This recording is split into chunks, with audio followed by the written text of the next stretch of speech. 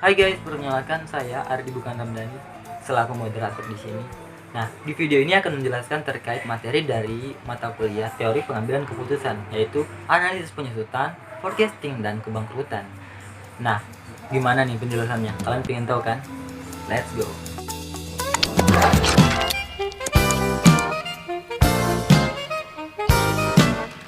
Baik, saya akan menjelaskan materinya. Tapi sebelum itu, perkenalkan, nama saya Ardi Ramdhani, mahasiswa Fakultas Ekonomi dan Bisnis jurusan Manajemen Universitas Cenderawasih.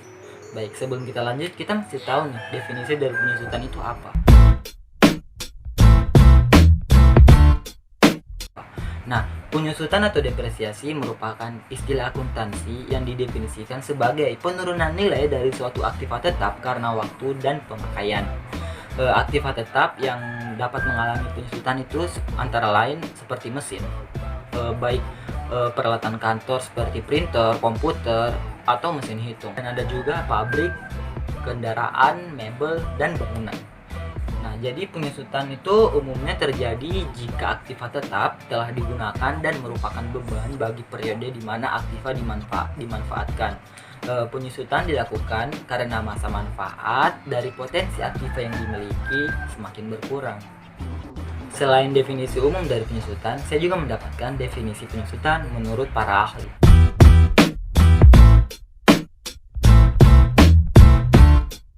Yang pertama, menurut Dwi Martani, penyusutan adalah metode mengalokasikan biaya perolehan aset tetap untuk secara sistematis mengurangi nilai aset selama masa manfaat aset. Dan yang kedua, pengertian penyusutan menurut Skousen et al. Penyusutan adalah sistematis dari biaya perolehan aset selama periode yang berbeda yang mendapat manfaat dan penggunaan aset. Berikut hubungan dari penyusutan dan pengambilan keputusan.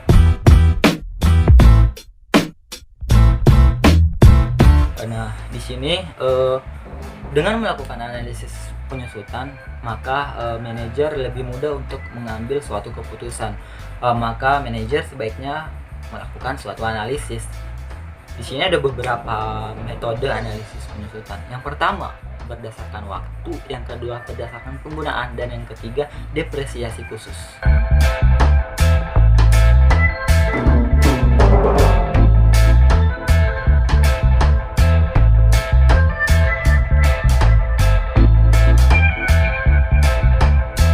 Berikut adalah metode untuk memperlambat penyusutan.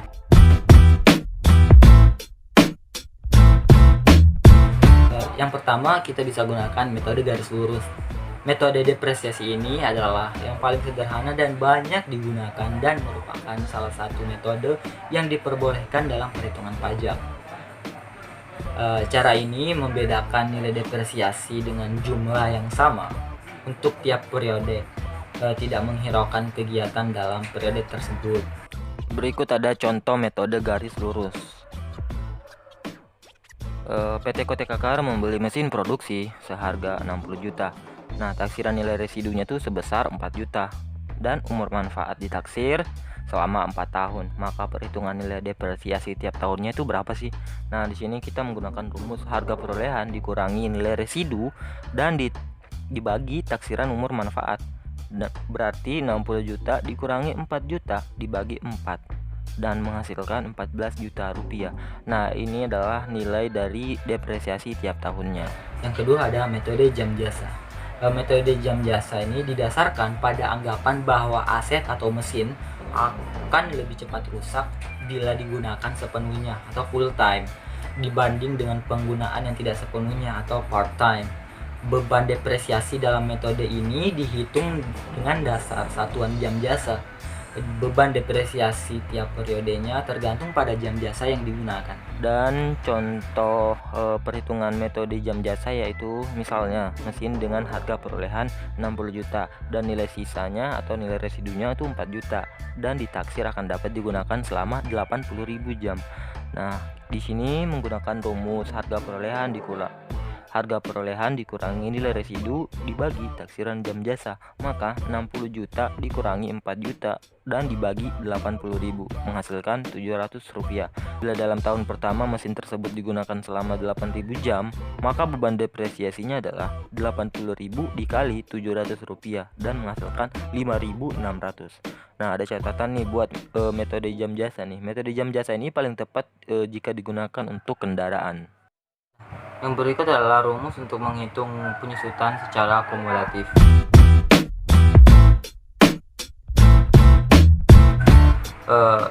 Rumusnya yaitu P sama dengan HB kurang NS kali PPTH, di mana P adalah penyusutan per tahun, HB di mana harga beli, NS adalah nilai sisa, dan PPTH presentasi penyusutan per tahun.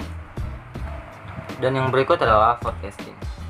Definisi forecasting yaitu forecasting atau perkiraan adalah kegiatan yang bertujuan untuk meramalkan atau memprediksi segala hal yang terkait dengan produksi, penawaran, permintaan, dan penggunaan teknologi dalam sebuah industri atau usaha.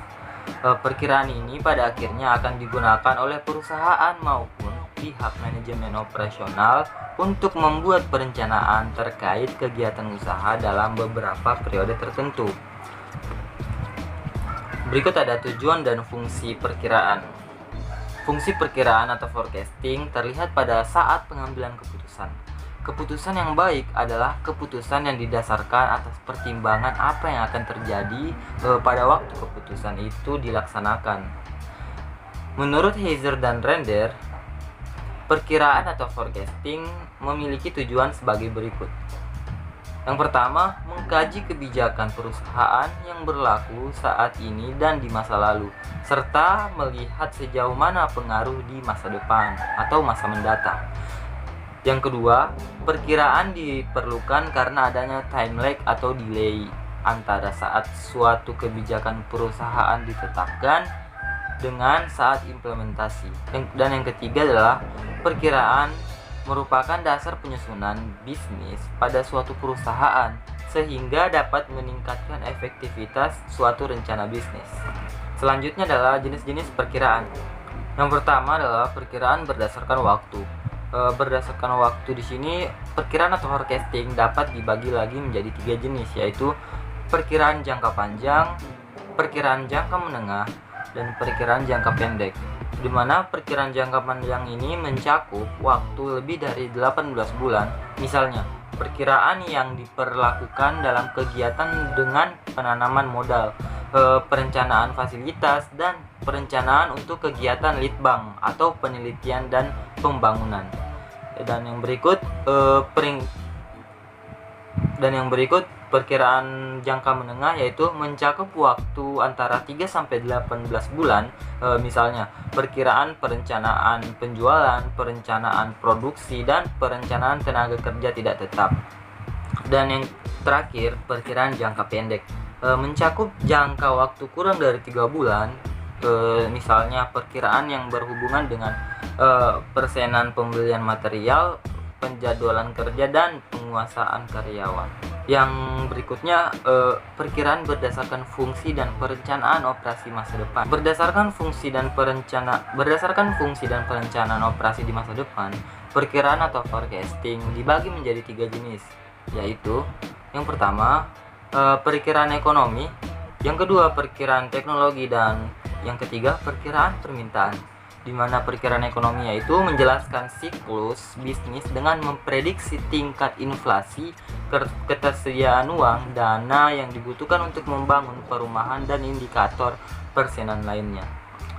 Dan berikut perkiraan teknologi yaitu memperhatikan tingkat kemajuan teknologi yang dapat meluncurkan produk baru yang menarik, yang membutuhkan pabrik dan peralatan yang baru. Dan yang ketiga, perkiraan permintaan, yaitu proyeksi permintaan untuk produk atau layanan suatu perusahaan.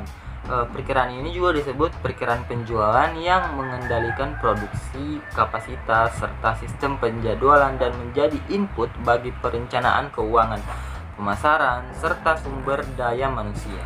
Dan jenis Dan jenis-jenis perkiraan yang berikutnya adalah perkiraan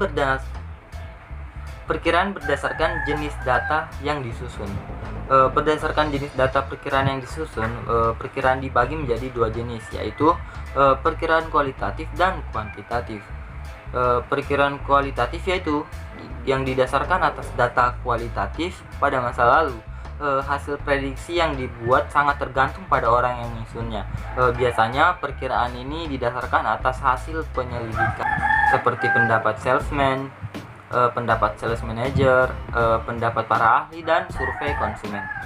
Dan yang berikut perkiraan kuantitatif yaitu perkiraan yang didasarkan atas data penjualan pada masa lalu. Hasil perkiraan yang dibuat sangat tergantung pada metode yang digunakan dalam perkiraan tersebut. Penggunaan metode yang berbeda akan diperoleh hasil yang berbeda pula.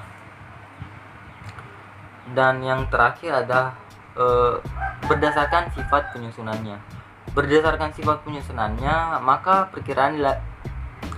perkiraan dibagi menjadi dua jenis, yaitu perkiraan subjektif dan perkiraan objektif. Perkiraan subjektif yaitu perkiraan yang didasarkan atas perasaan atau intuisi dari orang yang menyusunnya. Dan perkiraan objektif yaitu didasarkan atas data yang relevan pada masa lalu dengan menggunakan teknik-teknik dan metode-metode dalam penganalisaan data tersebut. Untuk mensukseskan sebuah proses forecasting atau perkiraan yang dibutuhkan sebagai bisnis, pastinya dibutuhkan perencanaan keuangan dan baik. Maka untuk mensukseskan sebuah proses forecasting atau perkiraan, yang dibutuhkan sebuah bisnis yaitu pastinya dibutuhkan perencanaan keuangan yang baik dan matang. Jurnal, software akuntansi online dengan sistem pelaporan keuangan berbentuk angka dan grafik, serta dukungan beberapa fitur dan layanan yang terintegrasi akan membuat perencanaan anggaran proses perkiraan bisnis tidak lagi menjadi rumit.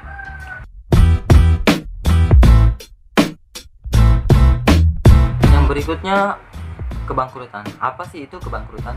Nah, kebangkrutan ini merupakan kegagalan perusahaan dalam menjalankan operasi perusahaan untuk menghasilkan laba.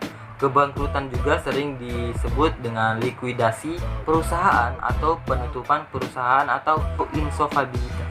Kebangkrutan sebagai suatu kegagalan yang terjadi pada sebuah perusahaan didefinisikan dalam beberapa pengertian, yaitu kegagalan ekonomi atau economic distress dan kegagalan keuangan atau financial distress.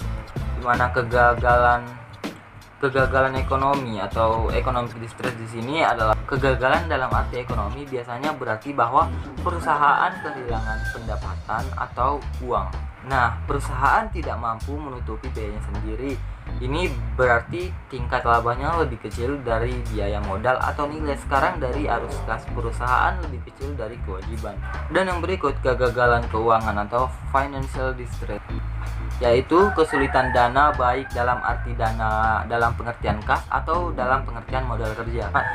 Sebagian asset liabilitas manajemen sangat berperan dalam pengaturan untuk menjaga agar tidak terkena financial distress atau kegagalan keuangan. Oke, sekian penjelasan materi dari analisis penyusutan, forecasting, dan kebangkrutan. Semoga video ini bermanfaat. Jika bermanfaat, jangan lupa di-share ya. Dan saya Ardi Rabukan Ramdhani mengundurkan diri dan saya Ardi Ramdhani undur diri. Akhir kata, peace.